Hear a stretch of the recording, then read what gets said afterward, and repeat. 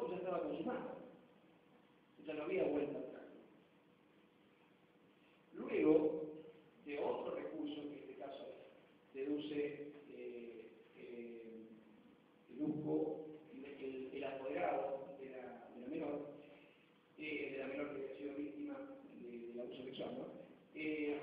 Esto llega al Supremo Tribunal de Justicia, la pionero que viene a ser como nuestra Corte Suprema de Justicia de la provincia, y el Supremo Tribunal de Justicia termina convalidando el fallo del primer juez, de una sentencia muy cuestionada, terminándole la razón a aquel juez que autorizó el aborto. Y lo preocupante, lo que me dejó a mí el caso este, es, bueno, no podemos quedarnos tranquilos por el solo hecho de que la presidenta haya dicho que no está a favor del aborto y eventualmente vete una ley que no hay que se legalice el aborto. Creemos que eso es poco factible, o no se ve factible de inmediato, por lo menos. Pero el problema es que el problema avanza, el problema no es ahí, el problema es qué va a pasar si uno de estos casos llega a la Corte Suprema de Justicia de la Nación y con la inseguridad jurídica que existe hoy en día, y como piensan ciertos ministros de esta Corte, es probable. Un ministro de esta Corte ya se ha declarado a favor del aborto. Entonces, es probable que, aunque no haya la ley de aborto, por eso debemos estar atentos a la idea, a la invitación, aunque no haya la ley de aborto, ojo con lo que piensan los jueces. Porque hay jueces que le hacen decir a la ley lo que no dice la ley. Entonces, hay que estar atentos. Si un caso como este llega a la Corte Suprema de Justicia de la Nación y la Corte Suprema dice que en el caso de violación puede haber, habiendo consentimiento de la madre, es lícito el aborto, no es punible el aborto, no es punible el aborto, no va a ser necesaria la sanción de una ley para legalizar el aborto. Los abortistas van a estar contentos, conformes. Porque además, por ese argumento también pueden ir por el inciso primero y decir que el aborto puede ser practicado cuando hay un grave perjuicio para la salud de la madre. Y como eso no está reglamentado, no sabemos que es un grave perjuicio para la salud de la madre, puede que el daño psicológico, que el daño mental, que cualquiera de los daños que puedan dar lugar a un reclamo, de daño y perjuicio que podrían dar un reclamo, que son los reconocidos por el derecho, justifiquen un aborto. ¿Está? El fallo dice que no se requiere autorización legal, que se puede practicar directamente, que debe practicarse porque está contemplado en la misma ley que no requeriría de autorización legal ni judicial. Mejor dicho, que cuenta con la autorización legal que da el legislador. No requiere, es un exceso pedir además una autorización judicial. Eso es preocupante. Y esa última parte de la historia no se conoció, me parece. Me parece que no se ha dado debida difusión. A Pablo le tocó la parte más dura por ahí, porque a veces nos cuesta hacernos entender, porque a veces la gente no entiende debates técnicos, pero bueno, para poder analizar esto hay que entender no solamente lo básico, sino el fondo técnico del debate, y la idea es que una vez que podamos instalar los temas también podamos ir haciendo alguna aclaración. Nosotros llegamos acá como cristianos.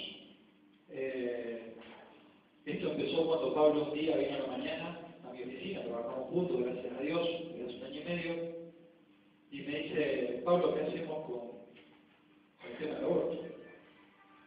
¿Qué hacemos nosotros como cristianos con el tema del aborto? Tenía el teléfono de Omar, inmediatamente lo llamo a Omar. Le digo: Omar, tenemos esta inquietud con Pablo, necesitamos hacer algo con el tema del aborto. No somos especialistas, pero sí en esto de los talentos y el Evangelio del domingo. La idea es que no nos agarre el Señor con el talento guardado en el rincón, porque si no tenemos un problema. Inmediatamente Omar tomó el guante, puso en marcha la maquinita, vinieron las chicas, nos dieron una mano muy grande con la recuperación de información. información, porque desgraciadamente no tenemos mucho tiempo para trabajar, porque gracias a Dios estamos teniendo mucho trabajo. Y así llegamos hasta acá. A él por ahí le tocó la parte más engorrosa, él es el penalista, el especialista en derecho penal, en el cual generalmente yo me apoyo para la parte técnica penal, porque gracias a Dios tiene mucha experiencia, desde que se recibió está creciendo en eso. Yo por ahí me voy a meter en temas un poco más generales, inclusive en temas que por ahí no son de la incumbencia profesional del abogado, pero en los cuales me tocó analizar para poder presentar esta charla. Yo quería arrancar antes que nada con algo que se me activó ayer en la misa, que lo terminé de confirmar hoy, y que tiene que ver con la lectura que la Iglesia nos propone meditar entre ayer y hoy sobre el libro de los Macabeos, y los problemas que tenían los judíos un poquito antes de su llegada. Tenían un problema social contundente, se estaba desfondando la comunidad, empezaron a descreer de sus leyes, empezaron a mezclarse con los paganos y empezaron a abandonar la ley de Dios. En función de eso, tuvieron un problema. Ellos interpretaban que era un castigo de Dios, en realidad fue un castigo de ellos mismos que fueron víctimas de su propio pecado. En la lectura de hoy se habla de Eleazar. No voy a leer todo porque es muy largo, ¿no? Pero dice, los que presidían este banquete, se habla de un banquete y estaban intentando que Eleazar comiera de comida impura.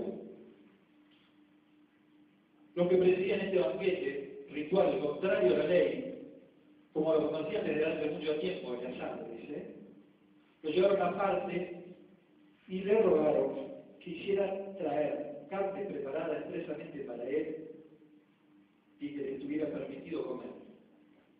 Asimismo le dijeron que si quisiera comer la carne del sacrificio, conforme a la orden del rey. El rey estaba pidiendo que entregara, que incumpliera la ley de Dios. Obrando de esta manera se libraría de la muerte y sería tratado humanitariamente por su antigua amistad con ellos. Esa era la propuesta. Pero él, tomando una noble resolución, dice la palabra, digna de su edad, del prestigio de su vejez, de su venerable canas, de la vida ejemplar que había llevado desde su infancia y sobre todo de la santa legislación establecida por Dios, se mostró consecuente consigo mismo, pretendiendo que lo enviara de inmediato a la morada de los muertos. Se inmoló.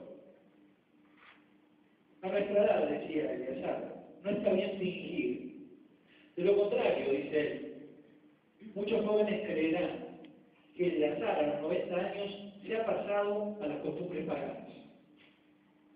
Entonces también ellos, a causa de mi simulación y de mi apego a lo poco que me resta de vida, se desviarán por culpa mía.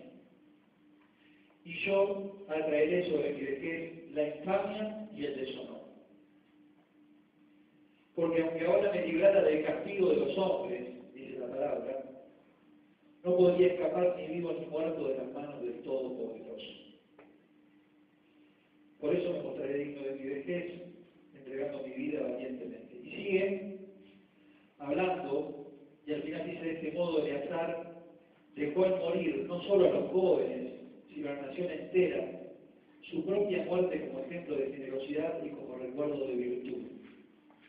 Un hombre que moría por la ley de Dios. Este debate no es un debate solamente religioso, es un debate científico. Y en relación al debate científico hay que tener claro una cosa. Se le quiere hacer decir a la ciencia cosas que son medianamente insostenibles.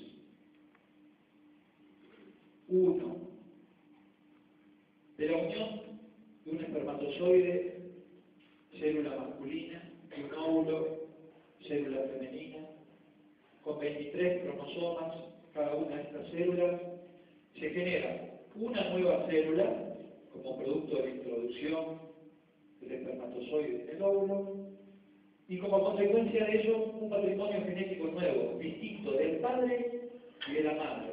50% del patrimonio genético es de la madre y 50% del patrimonio genético es del padre. Eso desde la concepción. Guste o no guste, está demostrado científicamente. Que después quieran decir que San Agustín decía que en la Edad Media el alma entraba 3 3 semanas después de la concepción, está bueno, es creativo. Pero eso ya la Iglesia no lo dice más, lo dijo en la Edad Media, en un momento determinado, y ya no lo sostiene. ¿Sí? Para decir a la Iglesia cosas que la Iglesia no dice. La Iglesia se apoya en la ciencia y la ciencia dice que hay vida desde la unión del óvulo y el espermatozoide.